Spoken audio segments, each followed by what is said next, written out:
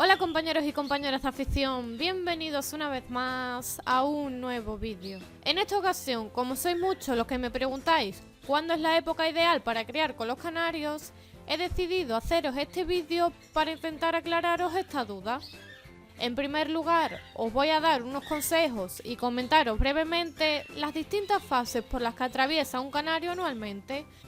Es decir, cuándo es la época de cría o reproducción, cuándo sería la época de muda y cuándo sería la época de reposo, para que lo tengáis en cuenta antes de poner a vuestros canarios a criar. Y posteriormente voy a ir analizando los factores que considero más importantes y que influyen directamente en la cría, para que en función de las características de vuestro aviario podáis determinar qué fecha sería la mejor para comenzar la cría de canarios. Coged bolis y papel, que empezamos. La cría de canarios es algo que a muchos nos apasiona y una de las etapas más deseadas. Los canarios, como cualquier otra ave, a lo largo del año atraviesan por diferentes etapas que son muy importantes y necesarias que se respeten y sigan un orden cronológico.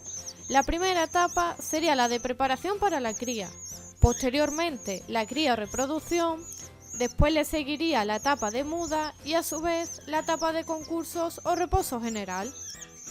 Estas 4 etapas debe atravesarlas cualquier canario todos los años y nosotros como criadores tenemos que cumplir esos ciclos que están marcados y dejar que la naturaleza siga su camino si queremos que todo vaya bien y no tengamos ningún problema. Llegados a este punto, tenemos que distinguir dos tipos de aviarios. Los aviarios que están al exterior, es decir, casi al aire libre, en algún patio por ejemplo, y los aviarios que están en interior, en una habitación especial para ello y aclimatada y acondicionada para tal fin. En aviarios de exterior, como es mi caso, en España y generalmente en cualquier parte del hemisferio norte, la cría de canarios suele comenzar en marzo, dependiendo del tiempo, o bien a mediados de marzo, que generalmente coincide con la llegada de la primavera, por lo que se alargan los días y en consecuencia aumentan las horas de luz, y suele terminar en julio con el aumento considerable de las temperaturas. Por el contrario, como sé que muchos de los que veis los vídeos pertenecéis al hemisferio sur, la época de reproducción en vuestro caso suele comenzar a finales de agosto y terminar a mediados de enero.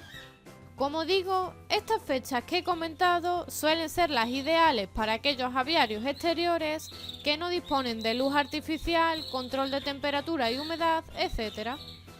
En el caso de que vuestro aviario sea de interior, tengáis una buena temperatura, un buen sistema de iluminación artificial que permita aumentar las horas de luz y si además añadís a la dieta de vuestros ejemplares algún suplemento de vitaminas o productos específicos para el celo, podéis adelantar la cría y comenzarla a mediados de enero. Pero solamente en estos casos en los que se reúnen esta serie de factores que permiten y favorecen la aparición del celo y en consecuencia originan la época de cría. Yo particularmente suelo juntar a las parejas en jaulas de cría a principios de febrero, pero separando al macho de la hembra para que no se vean. De esta forma ellos se van adaptando a la jaula y al no verse y solo irse se van cogiendo más a deseo uno a otro, lo que me permite encelarlos de manera natural e ir acercándolos a la época de cría.